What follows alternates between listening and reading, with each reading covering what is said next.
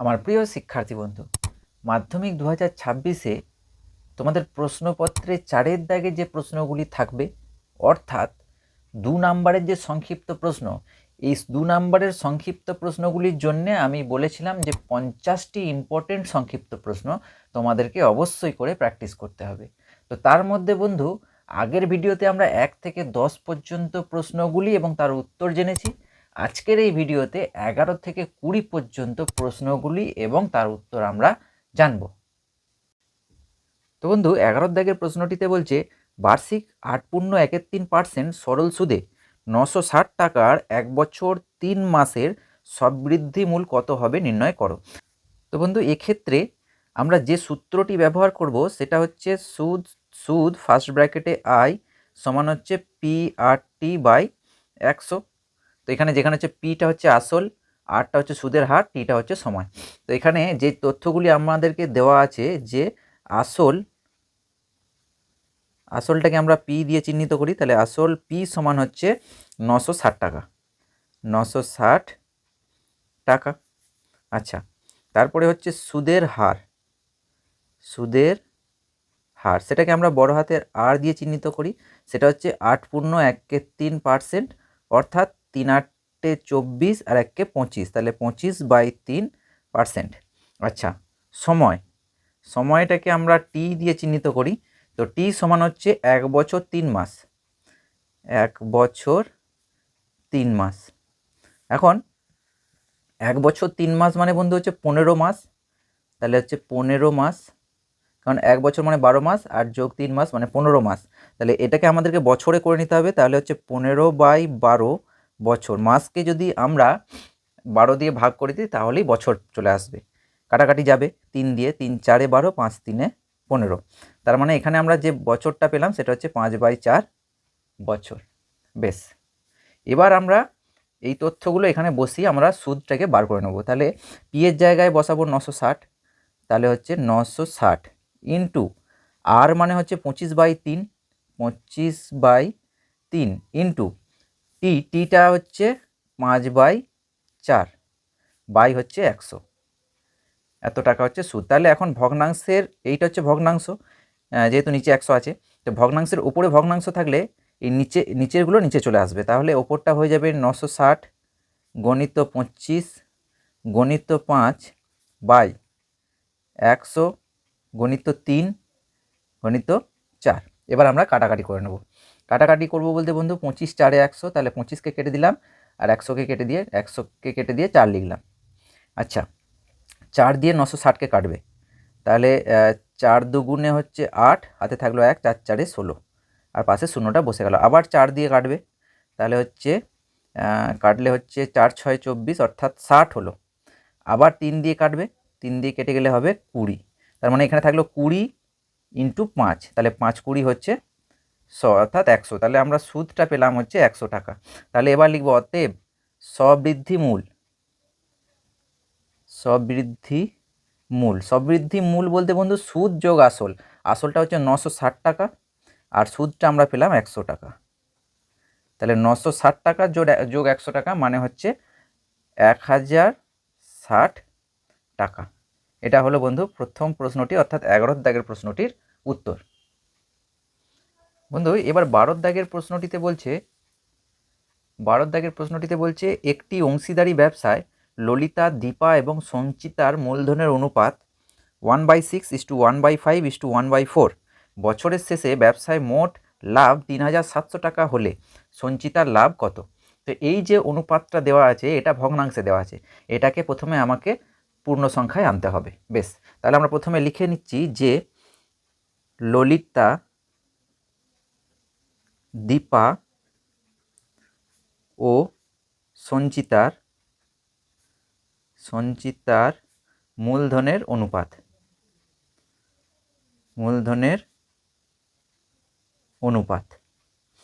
সমান কত দেওয়া আছে বন্ধু?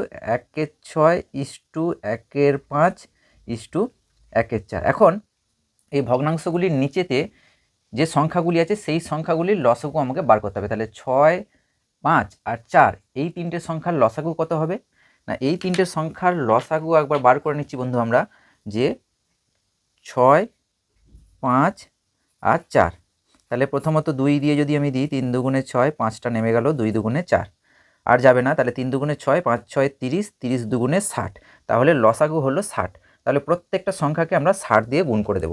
তাহলে সেক্ষেত্রে আমরা যেটা পাবো 1 6 into 60 is to 1 5 into 60 is to 1 4 into 60। এবার কাটাকাটি যাবে, 4 4 15 60, 5 12 60 আর 6 10 60। তাহলে প্রথমটাতে থাকলো 10 ইস্টু তারপরেতে থাকছে 12 ইস্টু 15। বেশ, তাহলে আমরা কি করলাম, পূর্ণ সংখ্যায় অনুপাতটাকে নিয়ে চলে এলাম। এবার তাহলে আমরা সহজেই কি করতে পারবো, যে সঞ্চিতার লাভটা বার করে নিতে পারবো। তাহলে সঞ্চিতা মানে হচ্ছে শেষেরটা। তাহলে এবার লিখবো যে অতএব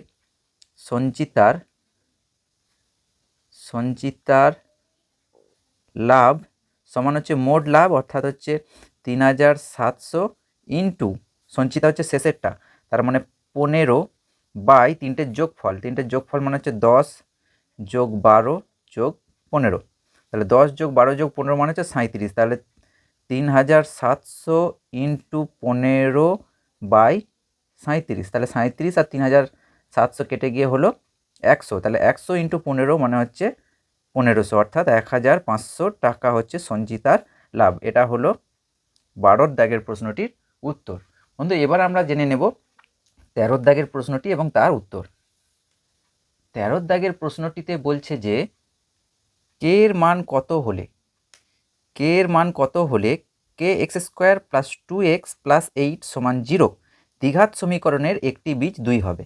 তাহলে কে এর মানটা আমাকে বার করতে হবে যখন এই দ্বিঘাত সমীকরণটির একটি বীজ হচ্ছে 2। সেক্ষেত্রে যেহেতু এই দ্বিঘাত সমীকরণটির একটি বীজ 2, তাহলে সেক্ষেত্রে 2টাকে আমি এক্সের জায়গায় বসাতে পারবো। তাহলে লিখব যে k x square plus 2x plus 8, অর্থাৎ যে সমীকরণটা দেওয়া আছে ওটাকে আমরা 1 নম্বর নাম্বারিং করলাম, দিয়ে লিখব যেহেতু 2 প্রদত্ত সমীকরণের বীজ, তাহলে যেহেতু 2 হচ্ছে প্রদত্ত সমীকরণের বীজ, প্রদত্ত সমীকরণ মানে যে সমীকরণটা দেওয়া আছে, সেক্ষেত্রে আমি কি করতে পারবো, এক্সের জায়গায় 2 বসিয়ে দেবো। তাহলে k into 2 square plus 2 into 2 plus 8 সমান হচ্ছে 0।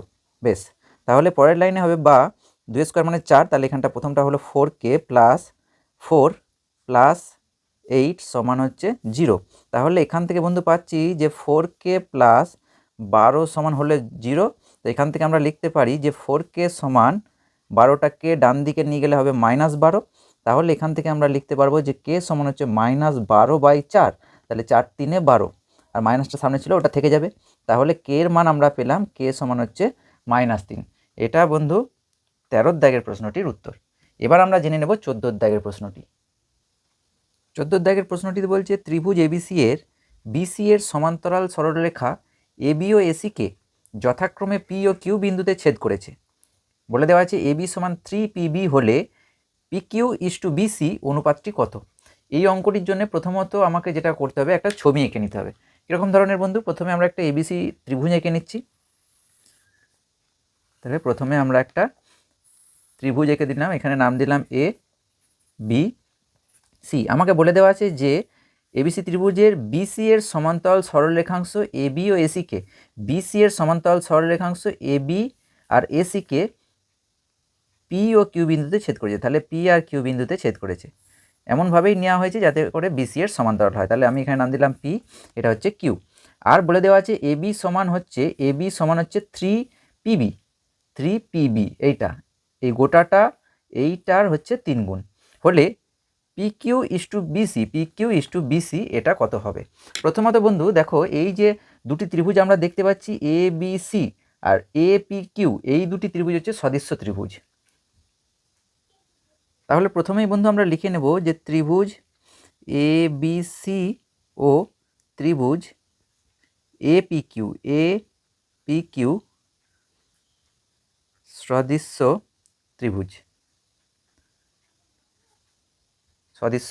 ত্রিভুজ। তাহলে বন্ধু আমরা যেটা পাবো, কি পাবো না, এই PQ বাই বিসি এটা সমানই লিখতে পারবো এপি এপি বাই এবি। কীরকম ধরনের বন্ধু, প্রথমে ছোট্ট ত্রিভুজটার মানে এ পি কিউ এই ত্রিভুজটার ভূমিটাকে নিয়েছি, আর বড় ত্রিভুজটার ভূমি এই যে এ বি সি, এই বড় ত্রিভুজটার ভূমিটা হচ্ছে বিসি। তাহলে ছোট ত্রিভুজটার ভূমি বাই বড় ত্রিভুজটার ভূমি সমানই হচ্ছে ছোট্ট ত্রিভুজের এই বাহুটা অর্থাৎ এপি বাই বড় ত্রিভুজের এই বাহুটা এবি। তাহলে এপি বাই এবি। বেশ, তো এখানে বন্ধু তাহলে আমরা লিখব বা পি কিউ বাই বিসি সমান আমরা লিখতে পাচ্ছি এবি মাইনাস পিবি। কীভাবে বন্ধু, আমি এই এপি এর জায়গায় লিখলাম এবি মাইনাস নিচেরটা বাদ দিয়ে দিলাম পিবি। তাহলে এবি মাইনাস পিবি মানেই হচ্ছে পেয়ে গেলাম এপি। তাহলে এপির জায়গায় লিখলাম এবি মাইনাস পিবি আর নিচে লিখে দিচ্ছি এবি। বেশ, তাহলে সমানের নিচে সমান দিয়ে দিলাম। এবি এর মান আমাদের জানা আছে কত, 3 পিবি। তাহলে আমরা লিখলাম 3 পিবি মাইনাস পিবি, টোটালটা বাই আবার এবি এর জায়গায় লিখছি 3 পিবি। তার মানে আমরা ওপরটা পেয়ে গেলাম 3 পিবি মাইনাস পিবি মানে হচ্ছে 2 PB by 3 PB. PB PB কেটে গেল, তার মানে আমরা পেলাম হচ্ছে 2/3। তাহলে আমরা লিখতে পাচ্ছি অতএব এখানে যেটা আছে হচ্ছে পি কিউ বাই বিসি। তাহলে পি কিউ বাই বিসি সমান হচ্ছে 2/3। তাহলে বাই মানে হচ্ছে অনুপাত, তাহলে P Q is to BC এটা সমান হচ্ছে 2:3। এটা হলো 14 দাগের প্রশ্নটির উত্তর। আচ্ছা, এবার আমরা দেখে নেব 15 দাগের প্রশ্নটি। 15 দাগের প্রশ্নটিতে বলছে একটি নিরেট অর্ধগোলকের আয়তন এবং সমগ্র তলের ক্ষেত্রফলের সংখ্যা মান সমান অর্ধগোলকটির ব্যাসার্ধের দৈর্ঘ্য কত। তাহলে প্রথমত বন্ধু আমাকে ধরে নিতে হবে যে ধরি অর্ধগোলকটির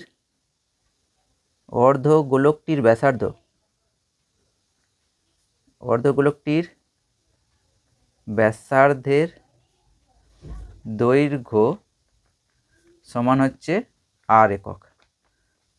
বেশ, তাহলে এখান থেকে আমরা লিখতে পারবো অর্ধগোলকটির আয়তন হবে, পুরো গোলকের আয়তন হয় 4/3 পাই আর কিউব, যেহেতু অর্ধগোলক তাহলে হবে 2/3 পাই আর কিউব ঘন একক। আর এখানে কি দেওয়া আছে, সমগ্র তলের ক্ষেত্রফল। তাহলে অর্ধগোলকটির সমগ্র তলের ক্ষেত্রফল, অর্ধগোলকটির নিরেট অর্ধগোলক, তাহলে নিরেট অর্ধগোলকের সমগ্র তলের ক্ষেত্রফল হয় 3 পাই আর স্কোয়ার, এত বর্গ একক। যদি ফাঁপা অর্ধগোলক হতো তাহলে 2 পাই আর স্কোয়ার হতো। যেহেতু নিরেট অর্ধগোলক, গোটা গোলকটার হয় 4 পাই আর স্কোয়ার, অর্ধেক হয় 2 পাই আর স্কোয়ার, আর যেহেতু নিরেট তাহলে নিচেটাও একটা বৃত্ত, তাহলে প্লাস পাই আর স্কোয়ার, অর্থাৎ 3 পাই আর স্কোয়ার হয় নিরেট অর্ধগোলকের সমগ্র তলের ক্ষেত্রফল। এখন এই আয়তন আর সমগ্র তলের ক্ষেত্রফলের সংখ্যা মানটা সমান বলে দিয়েছে। তাহলে আমরা লিখতে পারি যে শর্তানুসারে 2/3 পাই আর কিউব সমানই হচ্ছে 3 পাই আর স্কোয়ার। তো বন্ধু এখানে সমানের বাঁ দিকে আর ডান দিকে কেটে যাবে, পাই পাই কেটে যাবে, আর কিউবটা কেটে হবে আর এখানে আর স্কোয়ারটা কেটে যাবে। তাহলে আমরা যেটা পাচ্ছি এখান থেকে যে আর সমান হচ্ছে 3টা থাকলো, 2টা ওপরে ছিল এই দিকে নিচে চলে আসবে, 3টা নিচে ছিল ওইদিকে গেলে ওপরে চলে যাবে। আচ্ছা, তাহলে আর সমান পেলাম 3 × 3/2 অর্থাৎ হচ্ছে 9/2। এটা যদি আমরা ব্যাসার্ধের দৈর্ঘ্যই আমাকে নির্ণয় করতে বলেছে, তাহলে আর সমান হচ্ছে 9/2। এটাকে যদি আমরা দশমিকে আনতে চাই তাহলে হচ্ছে 4.5 একক। এটা গেল 15 প্রশ্নটার উত্তর। বন্ধু এবার আমরা দেখব 16 দাগের প্রশ্নটি। 16 দাগের প্রশ্নটিতে বলছে এবিসি ত্রিভুজের এবি সমান হচ্ছে 2a-1 সেমি, এসি সমান হচ্ছে 2√2a সেমি এবং বিসি সমান হচ্ছে 2a+1 সেমি হলে অ্যাঙ্গেল বিএসি এর মান কত। কিন্তু এই ধরনের অঙ্ক যদি দেওয়া থাকে, এই যে 3টে বাহু দেওয়া আছে দিয়ে বলছে একটা অ্যাঙ্গেল বলেছে বিএসি এর মান কত, অবশ্যই তোমরা মাথায় রাখবে যে এই 3টে বাহু হচ্ছে একটি সমকোণী ত্রিভুজের 3টে বাহু। এখন আমাকে এ কোণটার মান নির্ণয় করতে বলেছে, মানে তোমরা জেনে নেবে যে এ কোণটাই কিন্তু সমকোণ হবে, অর্থাৎ ছবিটা ঠিক দেখতে কেমন হবে, একটা সমকোণী ত্রিভুজ আমরা এঁকে নেব। যেখানে এ কোণটা হচ্ছে সমকোণ হবে, এরকম এ, তার মানে আমি এখানে দিয়ে দিলাম বি আর ওপরে দিয়ে দিলাম সি। এবার মানগুলো বসাচ্ছি, দেখো এ বি হচ্ছে 2a minus 1 semi, AC AC এর মান হচ্ছে 2√2 এত সেমি, এই এটাও রুটের মধ্যেই আছে সেমি। আর বিসি বলে দেওয়া আছে 2a প্লাস 1 সেমি। তাহলে আমরা কি করব, প্রথমেই করব যে এখন আমরা কি করছি দেখো, যে AC square plus AB square এটা আমরা বার করছি। তাহলে সমান আমরা দিচ্ছি এসি এর মান হচ্ছে 2√2a, তাহলে তার স্কোয়ারে যেমন হোল স্কোয়ার দিয়ে দিলাম, প্লাস এবি এর মান হচ্ছে 2a মাইনাস 1 তার হোল স্কোয়ার। এই দুটোকে আমরা ভাঙছি, বলতে এটা হলো 4, 2 স্কোয়ার 4 ইন্টু 2a প্লাস, এটাকে আমরা যদি ভাঙি তাহলে এ মাইনাস বি তার হোল স্কোয়ারের ফর্মুলা ভাঙবো, তাহলে হলো এ স্কোয়ার প্লাস, সরি এটা মাইনাস হবে, -2 into a into b plus B square. তাহলে এটা হলো 8a plus 4a square minus 2 দুগুণে 4, তার মানে হচ্ছে -4a প্লাস 1। তাহলে এখানে আমরা 4a স্কোয়ারটাকে প্রথমে লিখে নিলাম, প্লাস 8a মাইনাস 4a মানে হলো প্লাস 4a প্লাস 1। তার মানে এটা আমরা লিখতে পারি যে 2a তার whole square plus 2 into 2a into 1 plus 1-এর হোল স্কোয়ার, ওই 1টাকে 1-এর হোল স্কোয়ার লিখলাম, 4টাকে লিখলাম 2 ইন্টু 2a ইন্টু 1, মানে a plus A square plus 2ab plus B square, অর্থাৎ এইটা হচ্ছে 2a প্লাস 1 তার হোল স্কোয়ারের সূত্র। তাহলে আমরা স্পষ্ট বুঝতে পারছি এই মানটা হচ্ছে কার, বিসি এর, তার মানে এটা হচ্ছে বিসি এর হোল স্কোয়ার। তার মানে অতএব আমরা পেলাম যে AC square plus A B square সমানই হচ্ছে বিসি স্কোয়ার। তার মানে আমরা বুঝতে পারছি যে লম্ব স্কোয়ার প্লাস ভূমি স্কোয়ার সমান হচ্ছে অতিভুজ স্কোয়ার। তাহলে এই তিনটে যে বাহু দেওয়া আছে এটা হচ্ছে সমকোণী ত্রিভুজের তিনটে বাহু, যেখানে এই যে এ কোণটা হচ্ছে 90 ডিগ্রি। ঠিক আছে, তাহলে আমরা লিখে দেব যে ত্রিভুজ এবিসি একটি সমকোণী ত্রিভুজ,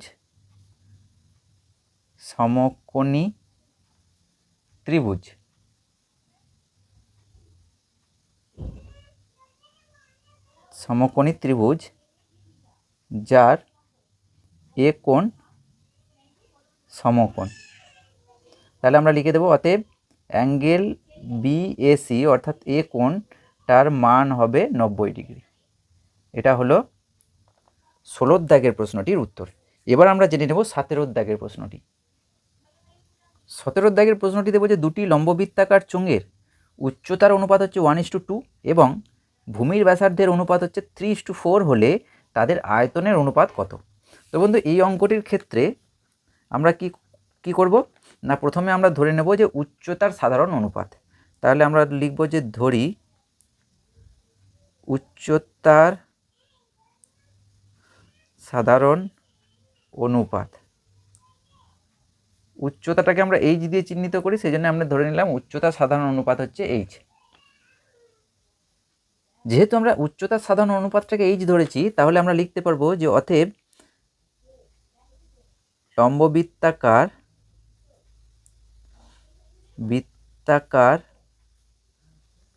চোঙ দুটির উচ্চতা যথাক্রমে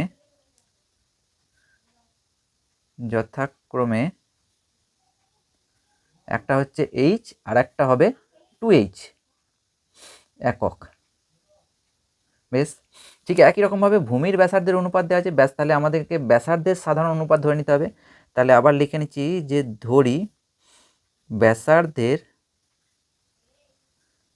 সাধারণ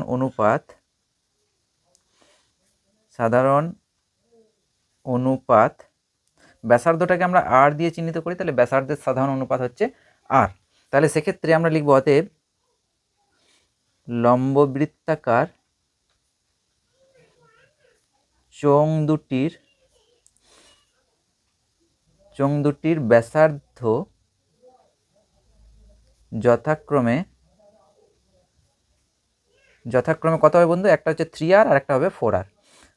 3r কমা দিয়ে 3r কমা দিয়ে 4r একক। তাহলে বন্ধু তাহলে প্রথম যে চোঙটা তার উচ্চতা h এবং ব্যাসার্ধ হচ্ছে 3r, দ্বিতীয় যে চোঙটা তার উচ্চতা হচ্ছে 2h এবং ব্যাসার্ধ হচ্ছে 4r। তাহলে এবার লিখব অতএব লম্ববৃত্তাকার চোঙ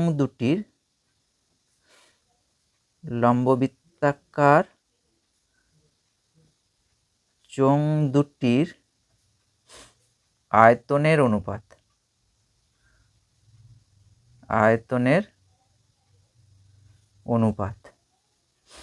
লম্ববৃত্তাকার চোঙের আয়তনের ফর্মুলা হচ্ছে পাই আর স্কোয়ার এইচ। তাহলে প্রথমটার ক্ষেত্রে হবে পাই আর আর স্কোয়ার, অর্থাৎ প্রথমটার আর হচ্ছে 3r, তাহলে আর স্কোয়ারের জায়গায় লিখব 3r স্কোয়ার ইন্টু এইচের জায়গায় এইচই হবে ইস টু, পরেরটার ক্ষেত্রে হবে পাই আর স্কোয়ারের জায়গায় হবে 4r তার হোল স্কোয়ার ইন্টু এইচের জায়গায় হবে 2h, মানে উচ্চতার জায়গায় 2h হলো আর ব্যাসার্ধের জায়গায় 4r হলো দ্বিতীয়টার ক্ষেত্রে। প্রথমটার ক্ষেত্রে উচ্চতাটা হলো h আর হচ্ছে ব্যাসার্ধটা হলো 3r, এই যে h আর 3r। বেশ, তো এখান থেকে বন্ধু প্রথমত পাইটা থাকলো, পাইটা থাকার কিছু নেই, এই যেহেতু অনুপাত তাহলে দুদিক থেকে পাইটাকে আমরা সরিয়ে দিতে পারি। এখান থেকে আমরা পাচ্ছি 9r square h is to 4 16, তাহলে 16r স্কোয়ার ইন্টু 2h। তাহলে পরের লাইনে আর স্কোয়ার আর এইচ সরিয়ে দিতে পারবো আমরা দুদিক থেকে, তাহলে এখানে পেলাম 9:16 দুগুণে 32। তাহলে দুটোর অনুপাত আমরা পেলাম 9:32। এটা হলো 17 দাগের প্রশ্নটির উত্তর। আচ্ছা, এবার আমরা দেখে নেব 18 দাগের প্রশ্নটি। 18 দাগের প্রশ্নটিতে বলছে একটি পরিসংখ্যা বিভাজনের গড় 8.1 সামেশন এফআই এক্সআই সমান হচ্ছে 132 প্লাস 5k এবং সামেশন এফআই সমান হচ্ছে 20 হলে কে এর মান নির্ণয় করো। বেশ, এই প্রশ্নটির ক্ষেত্রে বন্ধু আমরা যে সূত্রটা জানি যে গড়, যৌগিক গড় বা গড় সমান হচ্ছে summation FI XI by summation FI. তাহলে আমরা শর্তানুসারেতে লিখতে পারবো যে গড়ের জায়গায় কত দেওয়া আছে বন্ধু? 8.1, তাহলে 8.1 সমান হচ্ছে সামেশন এফআই এক্সআই এর মান হচ্ছে 132 plus 5k by summation of FI মানে হচ্ছে 20। বেশ, আমি ঘুরিয়ে নিচ্ছি, এটাকে সামনে লিখছি, এটাকে পরে লিখছি। তাহলে 132 প্লাস 5k বাই 20 সমান হচ্ছে 8.1, এটাকে আমরা লিখতে পারি 8.1টাকে দশমিকটা তুলে দিলাম, তাহলে নিচে হলো 10, নিচে 0 0 কেটে গেল। বেশ, এখান থেকে আমরা যদি কোনাকুনি গুণ করি তাহলে হলো 132 প্লাস 5k সমান হচ্ছে 81 দুগুণে 2 1 2 8 দুগুণে 16 মানে হচ্ছে 162। তাহলে এখান থেকে আমরা লিখতে পারি যে 5k সমান হচ্ছে 162 আর 132টাকে যদি আমরা ডান দিকে নিয়ে যাই -132। তাহলে এখান থেকে আমরা পাচ্ছি যে 5k সমান হচ্ছে দুটোর বিয়োগফল অর্থাৎ হচ্ছে 30। তাহলে এখান থেকে আমরা লিখতে পাচ্ছি যে k সমান হচ্ছে 30/5, 5 6 30, তাহলে বা কে সমান কত হবে বন্ধু? কে সমান হচ্ছে 6। এটা হলো 18 দাগের প্রশ্নটির উত্তর। বেশ, এবার আমরা জেনে নেব 19 দাগের প্রশ্নটি। বন্ধু 19 দাগের প্রশ্নটিতে বলছে sin 2 থিটা সমান হচ্ছে cos 4 থিটা হলে tan 3 থিটার মান কত? তাহলে আমরা প্রথমে লিখে নিচ্ছি যেটা দেওয়া আছে, অর্থাৎ sin 2 থিটা সমান হচ্ছে cos 4 থিটা। আচ্ছা, তো এখান থেকে আমরা লিখতে পারি পরের লাইনে যে sin 2 থিটা সমান হচ্ছে sin 90 ডিগ্রি মাইনাস 4 থিটা। কারণ বন্ধু আমরা জানি যে cos থিটা সমান হচ্ছে sin 90 ডিগ্রি মাইনাস থিটা, তাহলে থিটার জায়গায় 4 থিটা আছে, তাহলে cos 4 থিটা সমান হচ্ছে sin 90 ডিগ্রি মাইনাস 4 থিটা, সেটাই আমরা এখানে লিখেছি। দুদিক থেকে সাইনটাকে আমরা যদি সরিয়ে দিই, এটা সূত্রটা, দুদিক থেকে আমরা যদি সাইনটাকে সরিয়ে দিই তাহলে 2 থিটা সমান হচ্ছে 90 ডিগ্রি মাইনাস 4 থিটা। 4 থিটাটাকে আমরা বাঁদিক থেকে ডান দিক থেকে বাঁদিকে নিয়ে আসছি, তাহলে 2 থিটা প্লাস 4 থিটা সমান হচ্ছে 90 ডিগ্রি। তো এখান থেকে আমরা পাবো বন্ধু যে 6 থিটা সমান হচ্ছে 90 ডিগ্রি। বা আমাকে এখানে 3 থিটার মানটা বার করে নিতে হবে। তাহলে 3 থিটা মানে 2 দিয়ে ভাগ করে দিতে হবে, তাহলে হচ্ছে 45 ডিগ্রি, 90/2 মানে 45। তাহলে অতএব ট্যান 3 থিটা, তাহলে ট্যান 3 থিটা মানে হচ্ছে ট্যান 45 ডিগ্রি, তাহলে ট্যান 45 ডিগ্রির মান হচ্ছে 1। তাহলে এটা গেল 19-এর দাগের প্রশ্নটির উত্তর। বন্ধু এবার আমরা দেখে নেব 20-এর দাগের প্রশ্নটি। 20-এর প্রশ্নটিতে বলছে 8 সেমি ও 3 সেমি ব্যাসার্ধ বিশিষ্ট বৃত্তের কেন্দ্রদ্বয়ের মধ্যে দূরত্ব হচ্ছে 13 সেমি। বৃত্ত দুটির একটি সরল সাধারণ স্পর্শকের দৈর্ঘ্য নির্ণয় করো। তো এই অঙ্কটি করার আগে আমাদেরকে প্রথমে কি করতে হবে, ছবিটা অঙ্কন করে নিতে হবে। তাহলে আমরা প্রথমে দুটো বৃত্ত অঙ্কন করছি। একটা বৃত্তের ব্যাসার্ধের দৈর্ঘ্য হচ্ছে 8 সেমি, আর একটা ছোট বৃত্ত আছে, ছোট বৃত্তটার ব্যাসার্ধের দৈর্ঘ্য হচ্ছে 3 সেমি। এই যে বলে দেওয়া আছে 8 সেমি আর 3 সেমি। তাহলে আর কি বলে দেওয়া আছে বন্ধু, বৃত্ত দুটির কেন্দ্রদ্বয়ের মধ্যে দূরত্ব হচ্ছে 13 সেমি। তাহলে এইটা হচ্ছে 13 সেমি। আচ্ছা, আমাকে বৃত্ত দুটির সরল সাধারণ স্পর্শকের দৈর্ঘ্য নির্ণয় করতে হবে। অর্থাৎ এইখানটা ধরে নিলাম, এখানটা দিলাম পি, এখানটা হচ্ছে কিউ। মোটামুটি একটা ছবি এঁকে নিচ্ছি আমরা। এখানে আমাদেরকে কি করতে হবে, পি আর কিউ এই দুটি বিন্দুর মধ্যে দূরত্ব অর্থাৎ সরল সাধারণ স্পর্শকের দৈর্ঘ্য নির্ণয় করতে হবে। তো তার জন্য আমরা কি করলাম, এখানে যদি আমরা দিলাম প্রথম বৃত্তটার কেন্দ্র এ এবং দ্বিতীয় বৃত্তটার কেন্দ্র হচ্ছে বি। এবার আমরা কি করছি, পি এ মানে এ এর সঙ্গে পি যুক্ত করে নিলাম আর বি এর সঙ্গে কিউ যুক্ত করে নিলাম। এবার দেখো বন্ধু, ছবিটা একদম অ্যাকিউরেট না হলেও মোটামুটি একটা আঁকা গেছে। এইটা হচ্ছে 8 সেমি, এই গোটাটা হচ্ছে 8 সেমি, আর এই গোটাটা হচ্ছে 3 সেমি। এখন এই পি কিউ এইটার সমান করে এ বি এর সমান্তরাল একটা আমরা সরলরেখা টেনে নিচ্ছি, এই ধরনের হবে। অর্থাৎ এই গোটাটা, যদিও ছবিটা মানে ক্লিয়ার আঁকতে পারলাম না, এটা 3 হলে এটা 3, তাহলে ওপরের অংশটা এখানে ধরো আমি নাম দিচ্ছি হচ্ছে এম নাম দিলাম। তার মানে আমরা একটা ত্রিভুজ পেলাম, ত্রিভুজটা হচ্ছে পি এম আর হচ্ছে কিউ। এই যে পি এম কিউ, এটাকে আমি যদি সেট করে দিই তাহলে তোমরা বুঝতে পারবে এইটা হচ্ছে ত্রিভুজটা। তো যেখানে এই নিচের অংশটা হচ্ছে 5, অর্থাৎ এইখানটা তো এম, এখানে এম মানে হচ্ছে পি এম, এইটার দৈর্ঘ্য হবে, গোটাটা 8 ছিল, তাহলে 8 সেমি মাইনাস এখান থেকে এই 3টাকেই তো কেটেছে এখানে, তাহলে -3 সেমি, অর্থাৎ হচ্ছে 5 সেমি। আবার আর একটা জিনিস খেয়াল করো বন্ধু, যেহেতু স্পর্শক আর স্পর্শবিন্দুগামী ব্যাসার্ধ লম্ব, তাহলে এই কোণটা হচ্ছে 90 ডিগ্রি। তার মানে হচ্ছে ত্রিভুজ পি এম কিউ একটি সমকোণী ত্রিভুজ,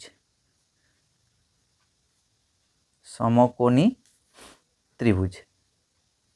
এখান থেকে আমরা এটা পেলাম। আর এখান থেকে আমরা বলতে পারছি যে সমকোণী ত্রিভুজ মানে পি কোণটা হচ্ছে সমকোণ, এবং অ্যাঙ্গেল এম পি কিউ সমান হচ্ছে 90 ডিগ্রি। কারণটা কি লিখবো বন্ধু, কারণটা লিখবো স্পর্শক আর স্পর্শবিন্দুগামী ব্যাসার্ধ পরস্পর লম্ব। তো এখান থেকে আমরা পিথাগোরাসের উপপাদ্যটা যদি আমরা প্রয়োগ করি, তাহলে আমরা লিখব ত্রিভুজ পি এম কিউ থেকে পাই কি পাচ্ছি বন্ধু, লম্ব স্কোয়ার। এই পি এমটাকে আমরা লম্ব ধরে নিচ্ছি, তাহলে পি এম স্কোয়ার প্লাস ভূমি স্কোয়ার মানে নিচেরটা ভূমি, সমকোণের এক দিকটা হয় লম্ব, অপর দিকটা হয় ভূমি, তাহলে ভূমি স্কোয়ার মানে হচ্ছে পি কিউ তার হোল স্কোয়ার সমান হচ্ছে অতিভুজের স্কোয়ার। এখানে অতিভুজটা হচ্ছে এম কিউ এর স্কোয়ার।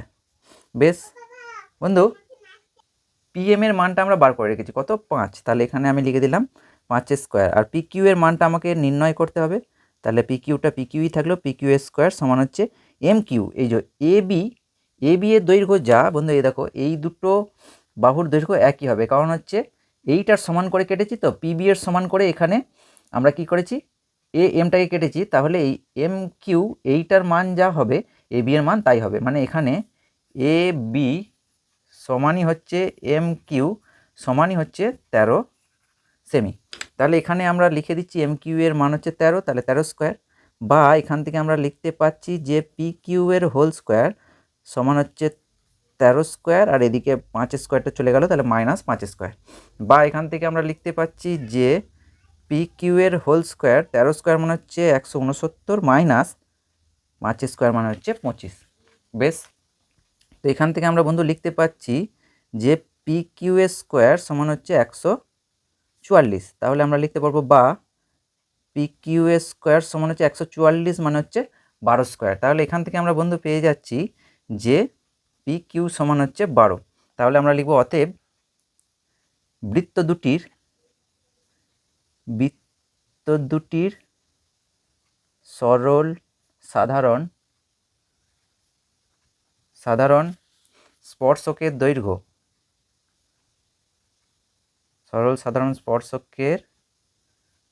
দৈর্ঘ্য সমান হচ্ছে 12 সেমি।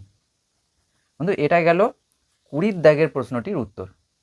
পরের ভিডিওতে আমরা 21 থেকে 30 পর্যন্ত প্রত্যেকটি প্রশ্নের উত্তর আমরা জানব। বন্ধু আজকের ভিডিওতে এই পর্যন্ত, আবার তোমাদের সামনে হাজির হব পরের ভিডিওতে। ততক্ষণের জন্য খুব ভালো থেকো, খুব মন দিয়ে পড়াশোনা করো। Good bye.